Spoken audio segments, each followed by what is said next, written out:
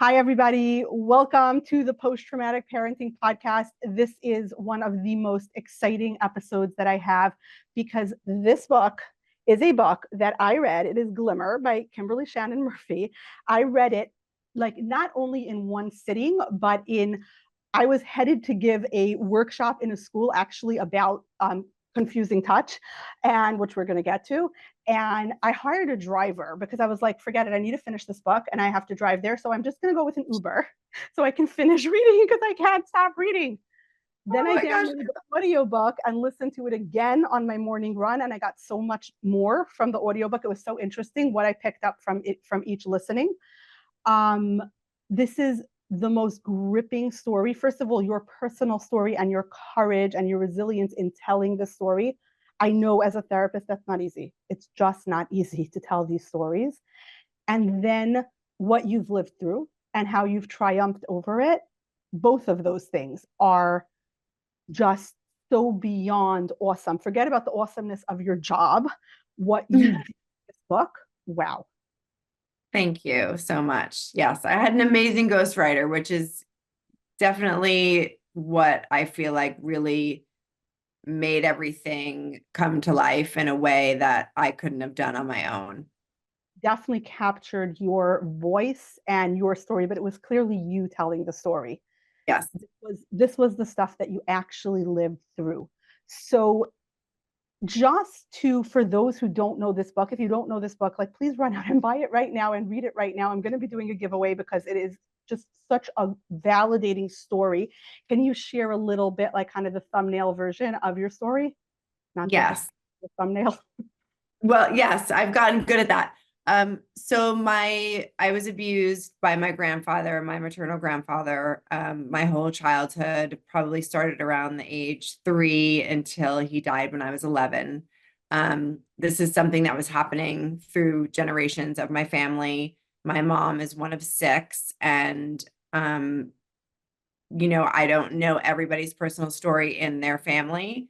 But I'm sure my mother was abused, her sister was abused, and Lord knows how many others he affected. I don't think that there was probably a child that came across him that wasn't hurt, in my opinion. Wow. Yeah, it's so much to unpack and to go through. I treat trauma survivors all the time, and incest, especially, as opposed to, stranger rape, can be so much harder to overcome because it is within the family where you normally go for safety. Yes. When you disclose your story, I think you had such an interesting sort of like the disclosure story.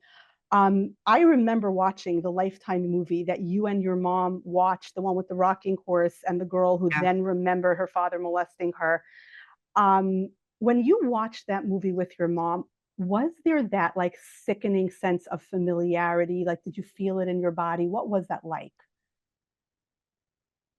It's funny because as I'm going through the process of writing the book and now talking about it and being now safe in my own body and my own space and being able to kind of recollect what happened then, I don't know that I so much forgot or had repressed memories. I definitely do have repressed memories in the sense of I still get them. I still get flashbacks, things still come back to me. But I think that there was a sense of when he died, this safeness that I could speak out. And when I saw that movie, it was almost like for the first time, I felt like I wasn't crazy and I wasn't alone because for so long, that's how I felt. And to watch someone experiencing something that was happening to me that I couldn't make sense of or put my finger on what it was, to watch it happen to someone else, it just made me realize like, oh my goodness, I'm not crazy. This Yes. actually is possible. This happened to me and this is a thing. And I think so many times with survivors of incest, there's so much confusion around it because the biggest thing we tackle when you get to that really big healing space where you have to look at the whole family unit and the toxicity of the entire family in order for the abuse to happen in the first place. I believe that's when you truly start healing on a whole different level, because you're not just looking at the abuser, you're looking at, okay, how did this happen? How did all of the adults in my life fail me on such a massive level that this Yeah. was my childhood? And it's so traumatic, right? Because adults are supposed to protect kids. Like from that deepest sense, our attachment system, people think of the attachment system as though it's a good thing. The attachment system is a really, in some ways, psychologically draining thing. It's a search engine, right? Like, am I safe? Am I safe? Am I safe? Is it a bear? Where's my mother? Is someone going to protect me? It creates much more anxiety than people realize. But the answer is supposed to be like, yes, you're safe. Yes, mom's going to protect you. And when that's not the answer, the kind of rip it creates in our psyche is something that people who haven't experienced trauma just don't get. Right. Yeah. For you, I think I was struck by so many things in your story, and so much was similar. I think what you and I both experienced similarly is people really don't understand flashbacks, and they don't understand how flashbacks can interfere, especially with parenting, which is my whole area of interest. People think of flashbacks as memories, but Mhm. flashbacks are right now, in this moment, it is happening. The part of my brain that registered my trauma is activated as if it's happening right now, even if the first time it happened was 20 years ago. Like Yes. right now, in this moment, it is occurring. I don't think Yes. anybody gets that unless they've lived it.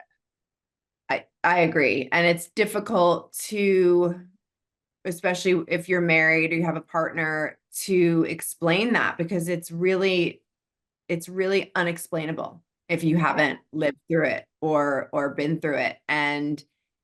It's and that creates a real loneliness around it, which then creates more pain, because obviously when you were going through the abuse, you were alone and scared and all those things. And so now you're literally reliving it. For a long time, I don't know if you ever experienced this, but I had body memories. So I Yeah.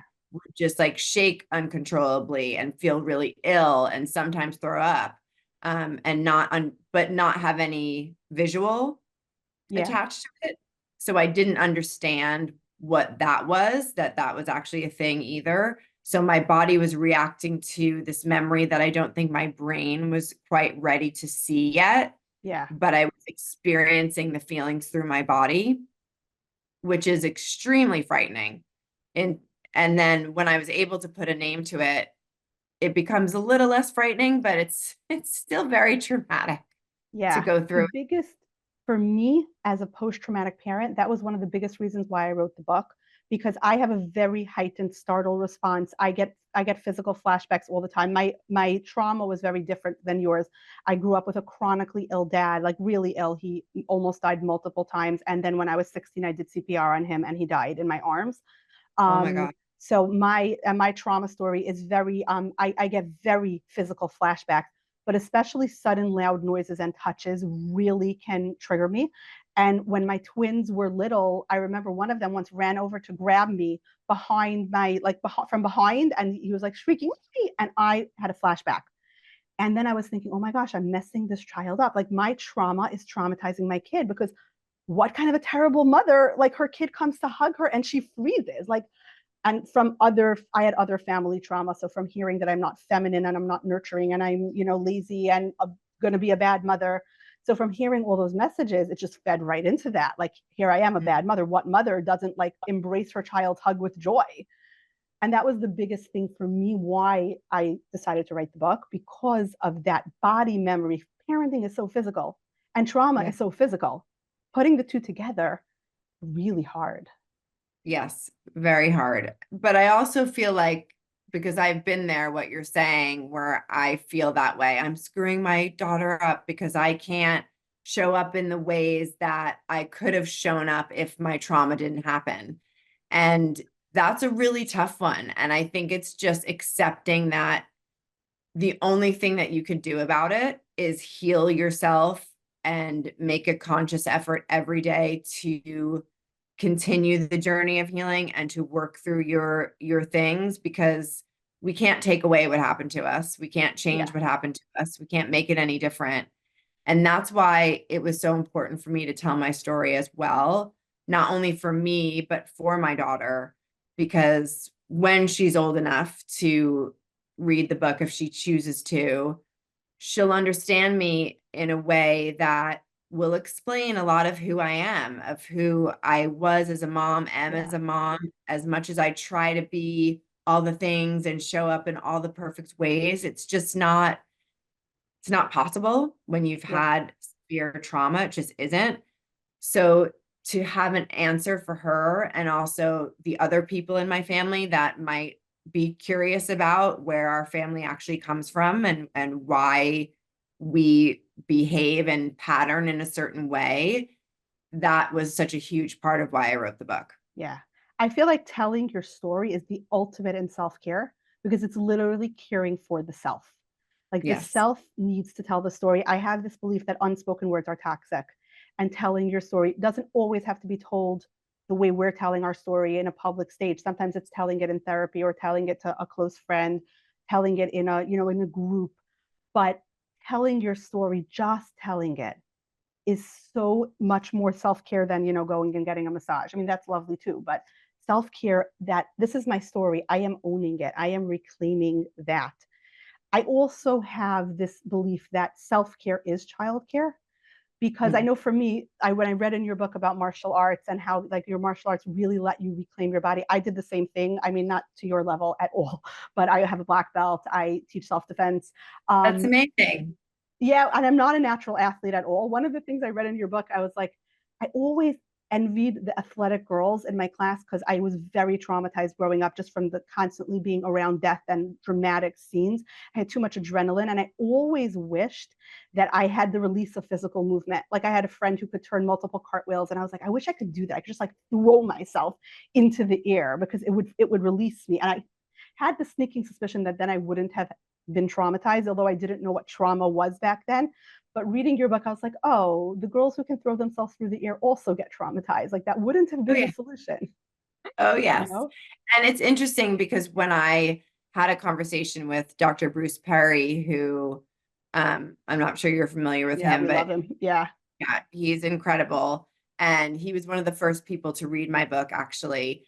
And he said that to me, you know, Kim, you had coping mechanisms that were unhealthy, like your cutting and bulimia and things like that, but also your dance and your gymnastics and all of the things that you were doing were so healthy and healing for you. I didn't realize at the time that that's what it was doing for me, but I did feel what like my body would feel after, like I would take a dance class, or I would, you know, do yoga or whatever it was, that something in my body changed, something in my brain changed. It gave me a sense of peace. And when you're a trauma survivor, the sense of peace is not really anything you feel. And when you do feel it, it's very few and far in between, I feel like. Yeah, the first time I really quieted the chatter in my head was in martial arts. When I joined martial arts because I was treating a lot of rape trauma syndrome, and I was holding it in my body. And I was working with a young woman who had been violently assaulted, and she was a woman from a very sheltered, like fundamentalist religious background. So she didn't even know much about sexual assault. So she couldn't even categorize, as she was being raped, she couldn't categorize what was actually happening to her. And usually in therapy, we somehow expose you to the thing you're afraid of. And I'm thinking, like, how do I expose her to being assaulted on the street? So I realized I could hire a self-defense instructor, and I could expose her to the concept of self-defense. And we went from agoraphobia, where I could only treat her over the phone, to her coming in a van to my office, to hiring a martial artist to come in, a self-defense instructor, and teach both of us together, because she wasn't going to do it alone, to me joining that martial artist gym. And she said to me when she met me the first time, she's like, Robin, you are not a natural. This was Muay Thai. So she was the crew, which is like the sensei in Muay Thai. And she's like, Robin, you are not a natural martial artist. I said, but I am probably the hardest worker you ever met. And I did. I stayed there for years, and I got my black belt, which took me years because I am not physically talented. Like I am just Well, it like should not. take you years. It should take Yeah, it years to should take you talk years. about. Yeah. Yes, yes. Yeah. And yeah, I was very often the worst in the class, and I sometimes failed tests, and it sometimes took me a year to master a kick that some 16-year-old mastered in a single session. So be Yeah, it. I love it. But I did. It was great. It was, and what martial arts did for me, in the same way what you're saying, for me, martial arts gave me the ability to interpret my body's signals so much more, so much more accurately. And Mm. suddenly, like, let's say my kid startling me, I understood, oh, it's my adrenal response. I'm going into fight mode. This is okay.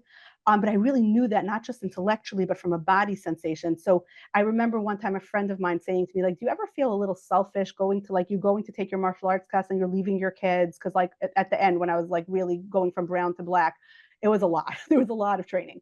And I said, no, because when I'm at the martial arts gym, I am parenting my children, because if I Yeah. get my adrenal response under control and my body becomes mine, I'm a better mom. Right now, I'm Yeah. parenting them away from them. Yes, completely. Yeah, that's such an important point, and it's so important for us to take care of ourselves, because if we don't take care of ourselves, we can't take care of our children. And when you've been through trauma, that's just a much bigger thing to tackle than if you didn't grow up with it. Yeah. And I think, like you, a lot of incest survivors, a lot of trauma survivors, we become people pleasers, especially as women, because we're taught that to have too much self in a family isn't good, right? And you're supposed to be selfless, especially if you're a woman. But then how do you bring your whole self to parenting if you're selfless? You need a Right. self.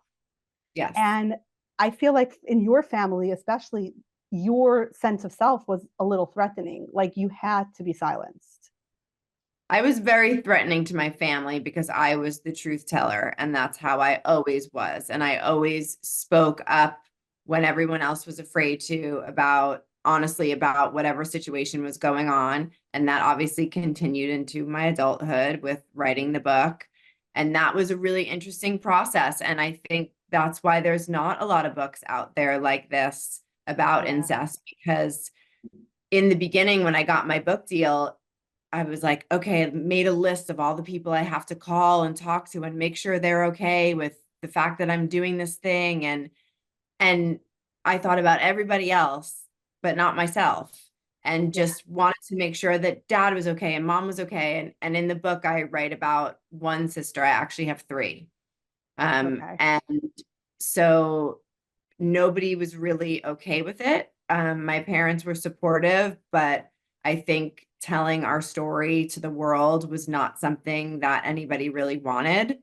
Yeah. Um, I Which is was what told, abusers count on, right? Like that silence is what every abusive person everywhere in the world looks for. yes, yes. And it breaks my heart for my sisters and for their children, because one of my sisters said to me, "You're going to ruin all of the children's lives by doing this." And that, in the moment, at that moment, I was like, oh my gosh, am maybe I am going to ruin all of their lives. Now I don't feel that way at all. I feel like I'm actually saving their lives, because when they get older and they're trying to figure all of this out, they have somewhere to go to make some Yes. sense of what our family was and why things happened the way they did. Yes. And undoing that shame. Like I'm going to talk about it and you're going to try to shame me. And you know what? I'm not ashamed. That Yes. in and of itself is so healing. I had this experience. I give workshops in schools, anti-bullying and like social and emotional learning. I went into a school and the kids told me the story. I was so proud of them.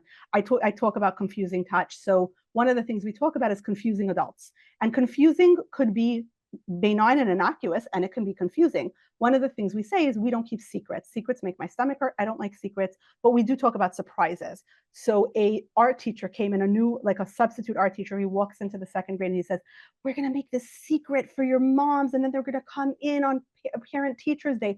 And a girl raised her hand. She goes, "Mr. Smith, you're being a confusing adult. Secrets are bad. We don't keep secrets. You meant surprise." And then a little while later, I come in for social emotional learning, and she says to me, "Right, Dr. K, he meant surprise, not secret. He was accidentally a confusing adult." I said, "He was a confusing adult. It was a mistake. He meant surprise. But I'm Right. so glad that you told him and you told me, right? You Yeah. went and you told because you were confused." And Right. then the end of the story is a different kid's mom called me and she said, "I was very resistant to what you were doing because I was molested as a kid and I'm uncomfortable with the whole topic and I don't talk about it." And after the fact that I sent home these little like workshop sheets to the parents, like, this is what we talked about. This is a skill we learned. This is what you might want to discuss with them at the dinner table. And I was so uncomfortable and upset. I like threw the note out. I didn't want to even look at it.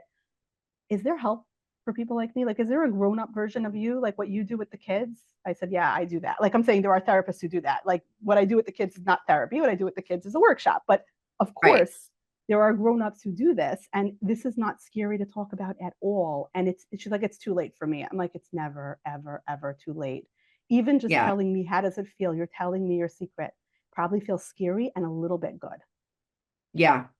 And I find too that the people that are most reluctant to read my book or will say like, I just can't read that, or you know, are the ones who actually probably really need to read my book, Oh yeah. because as you know, it happens so much. And I think the statistic is 3 to 5 out of 5 women, sorry, 3 women have been somewhat Yes. assaulted sexually. And 90% of that is people that the family knows, whether it's a neighbor or an uncle or an aunt or a cousin or a grandfather or a parent. So that is terrifying, honestly, because Yes. it's happening within the family system. And I think that's what makes it so difficult to talk about as well, because when you're speaking your truth, you're dismantling the whole system. And Yes. it has been generations of that system operating in that one way, and now they can't operate in that way anymore. And so they don't know what to do with it.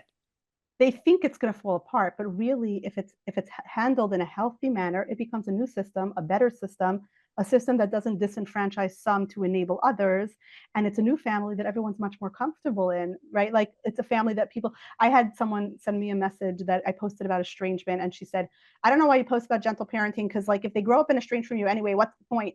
I get that she's coming from a place of pain, but the goal would be to raise kids in a way that they don't need to estrange, right? Like, the Right. idea would be, what's the Selena Gomez song? I don't need to leave you to love me. Like, I would stay in the family, you know? Right. Yes. But it's hard because, yeah, there's this fear of speaking up. And sometimes it's those tiny, subtle things. One of my parenting classes, I had a woman there was like the creepy uncle in the family persona, and she was dreading the holiday party because after getting married and after having kids, suddenly like her body was feeling more touched out and it was more vulnerable. Plus, bringing her kids, I think that she didn't want to examine, was even more scary. And just the simple thing, I said, this is me being a self-defense instructor. When he steps towards you, step towards him, not away. Reclaim the Mm. space, own the space. You get in his face. Don't let him back you into a corner. So what she Mm. did was, at the party, we practiced it like in group. And then came to the party. She stepped in his space and he took a step back. Like, yes, you just won that encounter. Like, you don't know what you Yes. just did. And then she's like, Yeah. here, hold this for me. And she hands him her drink and her food and she walks off. Oh my gosh. Everybody started laughing in the room when she told the story, but the reclamation of like, you don't get to touch me, like, this is my space, I'm an Right. adult, her inner Yes. child just must have been turning cartwheels. Oh yeah, completely. Yes. I mean, I've made the choice to step away from my family because I don't think it's not that there are certain people in my family that I definitely don't trust, but I just don't think the whole system well, I know the whole system is not healing, and it's not something that I want to subject my Yeah. daughter to at all, because it's really interesting when you look at it through their eyes, through a child's eyes, because everything's very black and white. Why would they say that? Why would they do Yeah. that? When me as an adult, I don't even question it because it's been my life for so long. But It's the then you hear water. it, right. But then you hear it come from them and it's so simple. You're like, Yeah. you're exactly right. I don't know why. It doesn't make any sense. And so why are we going to put ourselves in that situation? And I know that it's not everyone's capability, and everyone's on a different path, and everyone's at a different space in their healing as Yes. well. So it takes a long time to get to that place, I think. And it also obviously depends on the level of toxicity that's happening in your family as well. Yeah. And it very often starts with, for the sake of my child, I'm going to do Yeah. something that my inner child needed. You made that point in your book so well. It started with like, for my daughter, I'm going to Mhm. set boundaries with this family. Like, I'm not going to normalize this absolutely abnormal stuff for her, because why should Yes. she ignore that signal in her stomach that's like something's off here? I don't want to teach her to do that. I don't want to teach my kids to do that. But then for her, you healed you. Like, Yes. that love for her healed you. Yes. I think I realized through writing the book that I really, which I think was the hardest thing for me to come to terms with, that I never had a mother. And although she was physically there, she wasn't emotionally there. And so through doing inner child work and my healing and having my daughter, I'm able to parent myself and able to parent my daughter at the same time. And doing that puts me in a really safe space where I can finally feel safe for the first time. Yeah. And this, it's so true. And you, like, in parenting, we're parented. Like, we really can I feel like all parenting is reparenting when we do it consciously and properly. Um, One of the things I think, like, for your mother, that I think is so sad, is something I point out in the book, and something that I also, when I was reading it, it was a really powerful instance of this. When we say, like, trauma gives you a superpower, your mom Mm, had a superpower of denial to the point where she edited out of the matrix that she was abused. Like, it's not like, oh, I don't want to think about this now. The memory did not exist on a mhm. level that she could access it. It was deleted from the code, Yes. and I think people don't get that. Like, when we say, oh, a flashback, or we say a trauma superpower, we don't just mean like, yeah, so she's good at not thinking about that. Like, your mother loved you. It's clear in the book that she loved you to the extent that she could. Had she known about this, had someone come to her, like, had, like, a little, I don't know, ghost of, like, herself past, come to her and been like, you were molested by this guy when you were 9. Remember that? Don't send your daughter there for a sleepover. She wouldn't have sent you. Yeah.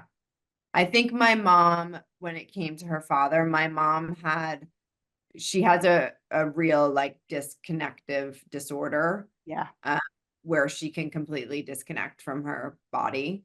And Yeah. I think that's the only way that she's able to survive.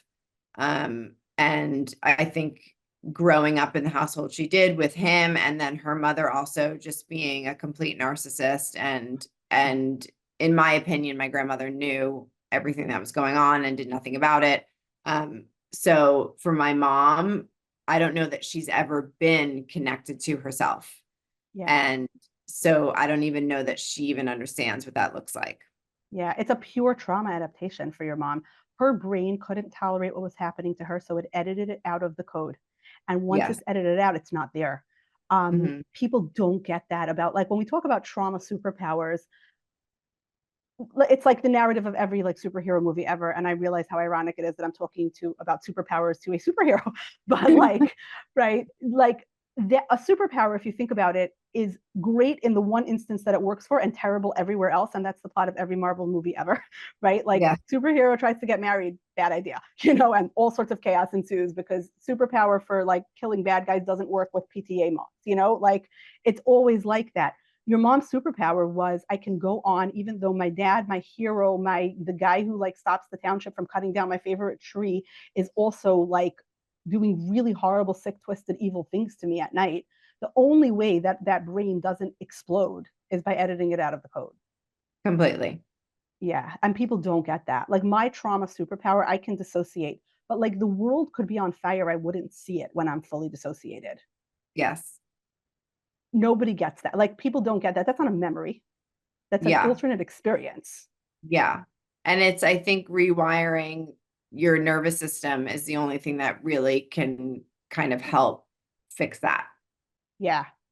You know the movie Wreck-It Ralph? No.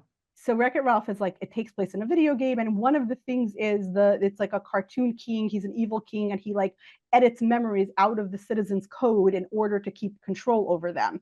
And I always think about that. Like, that is literally what trauma does. Like, it can edit a memory out and then it's out. Or when you're engaged in your superpower, the rest of the world doesn't exist. Like, all you have is your superpower. Like, that's absolutely it.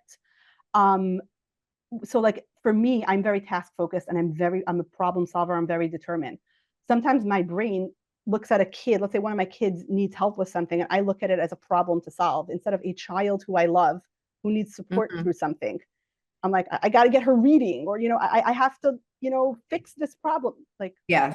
I'm her mom. I don't have to fix it. But my superpower was like, you fix everything. You can do this. Like, Yeah. she's a person. Yeah. Relearning all of those things. Yes. Yeah.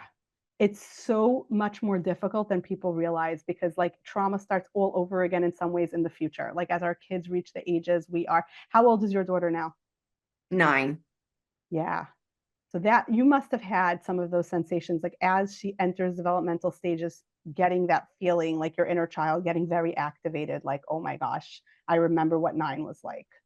Oh yeah, I mean, since she was born, really, and every year, and that's been, that was very traumatic for me in the beginning. Now I'm doing better with it, but to look at her and to see the life that I've so lovingly and so beautifully been able to give her, and what I was dealing with at that age was so completely opposite. And to see how innocent she is and how she looks at the world and how she has space to look at the world in those ways. I didn't have that space. I was in survival mode from the time I can remember. So I didn't have space to even know what I enjoyed or what I was good at. I just like did. I just Yeah.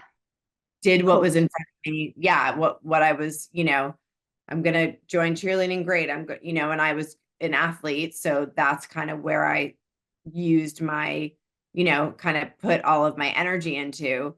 But the fact that she can have that space to explore that and figure out what that looks like for her is a really beautiful thing to watch.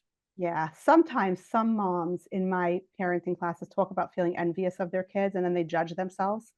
And it's Mm, like, no, you're just saying what you want.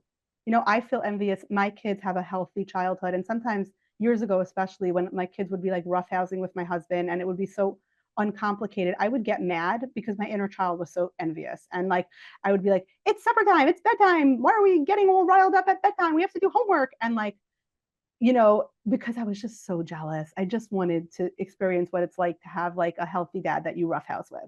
But yes. then, okay, so I value that. So then I can do that. I can be a fun mom somewhat. Yeah.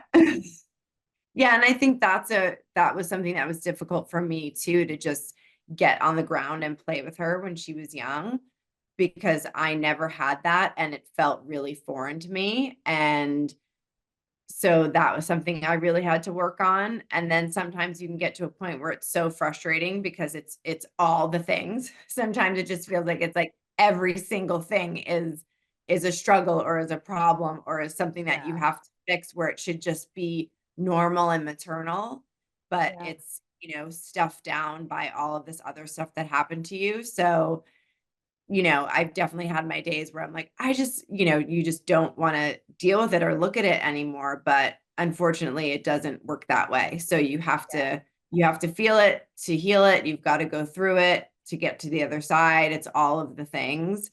And, I think a lot of people feel like if they go there, they'll never kind of come back from it. Like if they go Yeah. to their trauma and try to deal with it, they'll never come back from it.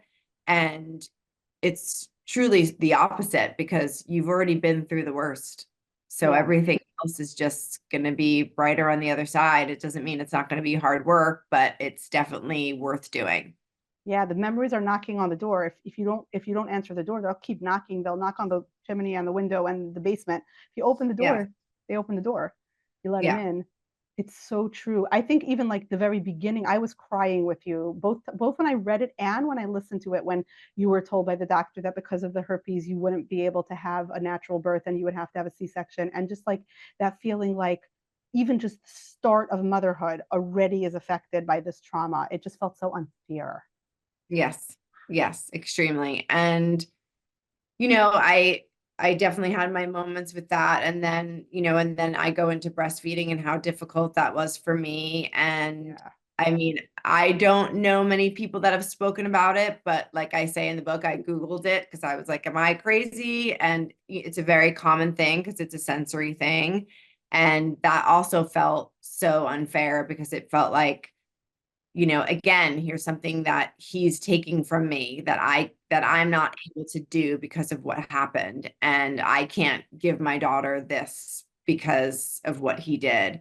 And I think it's really important for survivors to have these conversations because I think we get, the shame pops up and we get ashamed of it. And so we don't want to talk about it. And we just think there's something wrong with us, or, the baby just doesn't want to breastfeed or whatever. But Yeah. my anxiety was so high when I would try to feed her, and I could see it on her face. Like she was feeling what I was feeling, and, wasn't fair to her. So that's why I started pumping. But I think it's really important to have those conversations because Yeah. it can be so lonely. And then Yeah. you get the anger attached to it, and then the blame, and then all the things and all the feelings are coming back, and you're putting this all on you when it's not about, it has nothing to do with you. Yeah.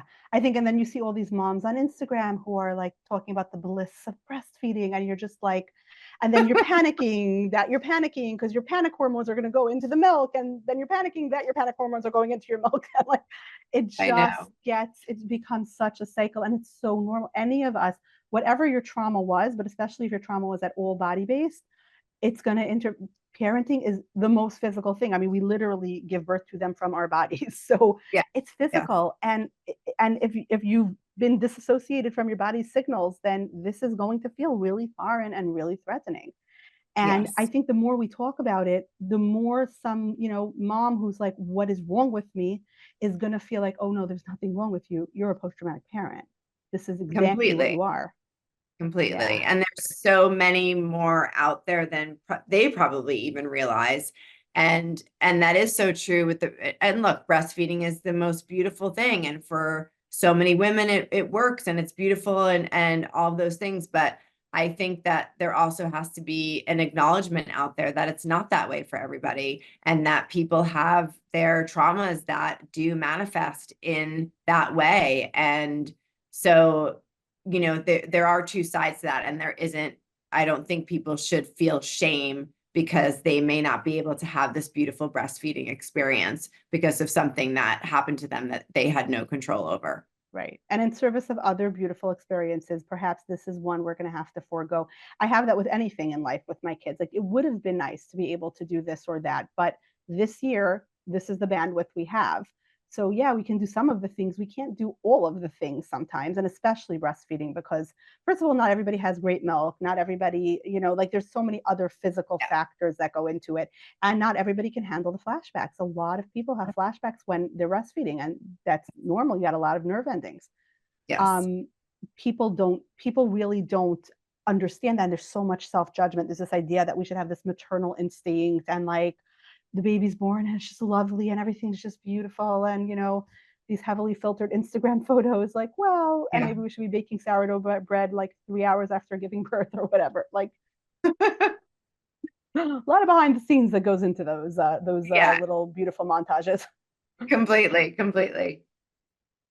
And I just like, there's so much that is validating in the book, especially, I think you've had the most incredible career. Like, that's just a laurel you could rest on all day long. I think for people to know that someone who is as accomplished as you still had self-doubt and struggles and flashbacks, and it comes back and it gets better and it comes back. I think anybody reading that will feel such a sense of hope. Yes, that was my goal. And I wrote this book for survivors. And so I feel like we did it in such a beautiful way where it's not triggering. And even the moments that might be really intense, where there's not many of them, but they're more hopeful and they're more healing than they are triggering. And so I'm really proud of the way that we did that. Yeah, it really was. I mean, I both read and listened to it because I get different things when I do that. Which for me, those are only the books that I really like, that I try to like do both. Yeah. It was the kind of listening experience that I could only do while running, because I needed to discharge my adrenaline right away. Like, I couldn't like just listen to it and be still. And that's what I told a lot of people who I recommended it to. It was, listen to it while running, while moving, while you have the headspace. It felt cleansing, but it almost felt cleansing the way a therapy session does, where it's hard work, but it's so rewarding. Yeah. Thank you. Hard emotional work. It was very easy read, you know, like it was Yeah. fascinating. Yeah. And you know, you and your ghostwriter worked so beautifully together to really tell the story. But it, you know, because it's a story as well as a memoir, right? It's what happened. It's very readable, but it's, if you've been through any form of trauma, if you have PTSD, it's going to reawaken those feelings, but in a good way, like in a Yeah. healing, oh, this is how it's, this is exactly what it's like kind of way. In a necessary way. Yes. Yeah. Um, and in terms of like reception to the book, anything surprise you or anything encourage you? Um, I think what surprised me is when I started interviewing, I definitely did have a lot of still anger, which it's funny or interesting to watch yourself back. And so that the whole like coming out and speaking about it has been a really big learning experience for me, and also been really healing in a lot of ways. And I've learned a lot about myself through that, because writing it is one thing, and then putting it out in the world and having people receive it in a certain way, and people that aren't also ready to deal with certain things. Like, I speak a lot about forgiveness, and that was something that was very triggering for people, Yeah. that I don't believe in forgiveness when it comes to certain things, and this being one of them. And it's very interesting how triggering that can be for people who have this idea of what that forgiveness is for you. And I'm like, yeah, but I have nothing to forgive myself for. I didn't do anything. Right. So it's interesting. And I've had to learn to step back and say, okay, when people have such a strong reaction to something that I say, it's actually not about me, and it's about them and a projection that they're having from something that they've been through. So that's definitely been a big learning curve for me. Yeah, especially if you've been trained to be a people pleaser and to be Yes. silenced, because that Yeah. feels very threatening. I agree with you. I firmly believe anybody, especially like the mental health professionals who talk about forgiveness, you're not practicing psychology, you're practicing Christian theology. Yes. Which, fine, if you're a pastoral counselor and someone's coming to you for spiritual guidance and you believe in your belief system that forgiveness is essential for healing, as long as they know that they're coming for spiritual counseling, not psychology, that's totally fine. Right. Forgiveness is not essential to healing, not from like a psychological perspective. I think letting go to a certain extent, like letting go of like actively ruminating and anger, can Totally. sometimes be healing. But forgiveness, I'm not going to, why should I forgive? I only validate the valid, right? I can't forgive the unforgivable because it's unforgivable. Should not have Yes. happened. And I also believe that when we focus so much on the forgiveness, we're then putting the attention back on the abuser, and we're not allowing Great point. ourselves to feel our feelings. And so now we're talking about, well, why aren't you forgiving this person? So it's becoming then about them, when it's supposed to be about you processing and healing and dealing with. And of course, there's anger and all of those feelings that come up. And that's part of the process of healing. You've got to work through all of that and heal all of that. And anger is a huge essential part of healing. Yep. But I do believe that when we talk about forgiveness, we do then put it back on the person that doesn't deserve the conversation.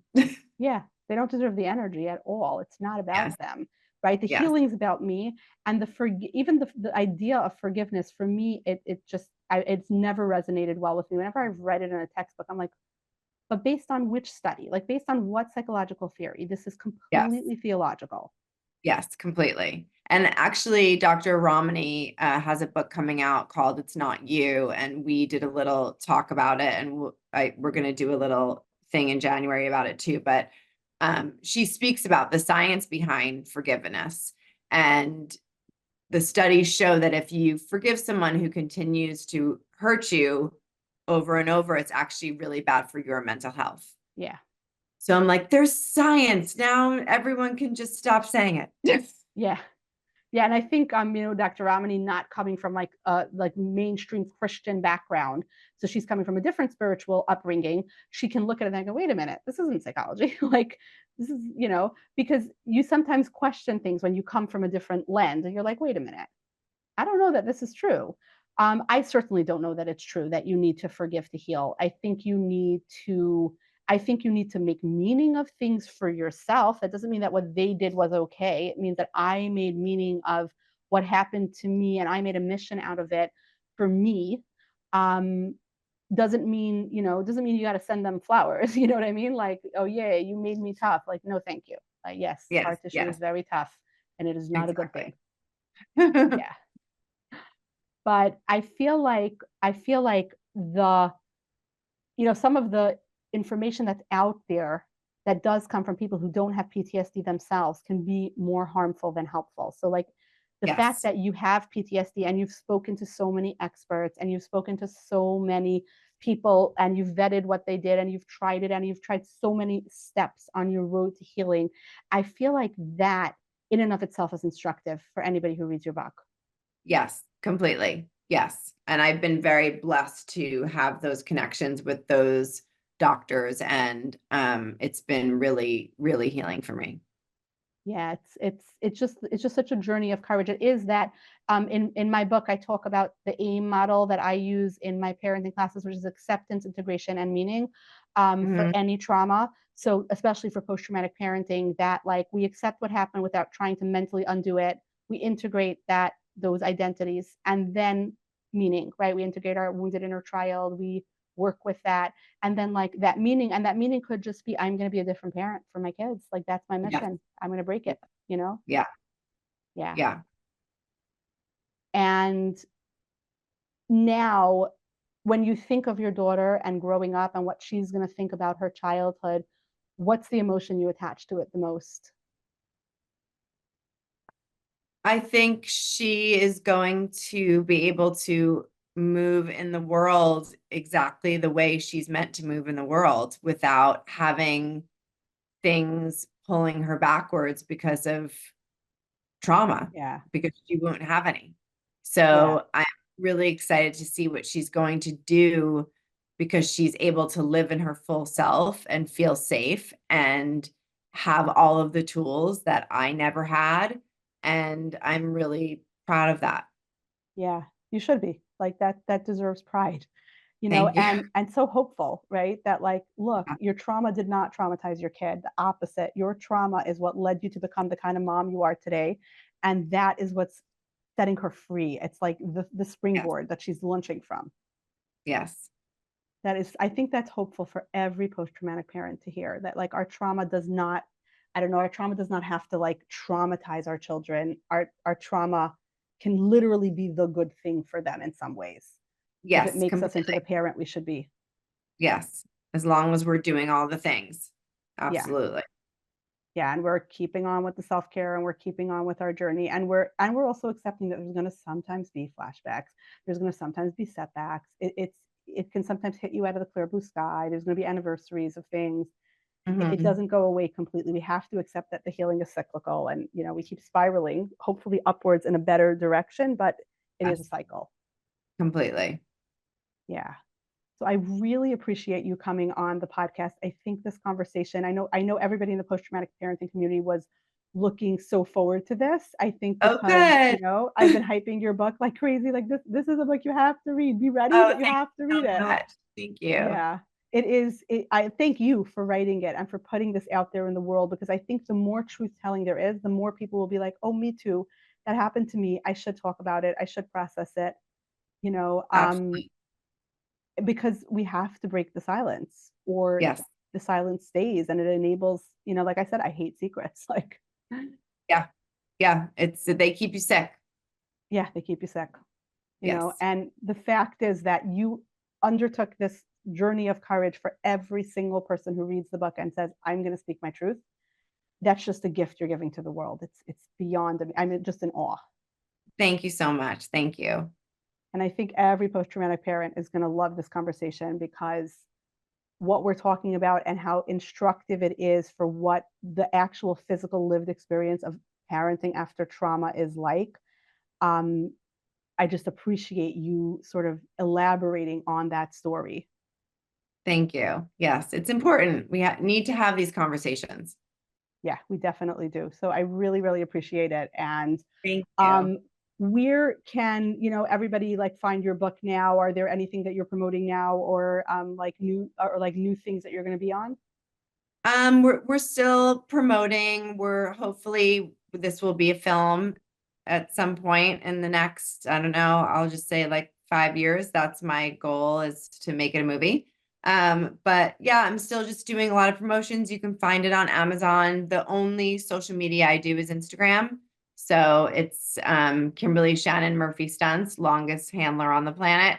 And yeah, Hey, now I'm it's Dr. Kozlowitz psychology, so like I know. yeah, now my Instagram is turned, say to all my stunt friends, I'm like, sorry guys, because it went from, stunt videos to like child abuse. But Yeah, but it's all for the greater good. So yeah. Yeah, that's actually that would be so interesting. Like one of those movie stars that you play will now play you. That's yes, going to be very meta. yeah, Yeah, I cannot wait to watch that movie. That's going to be I know it's going to be a movie and it's going to be fantastic. thank Um you.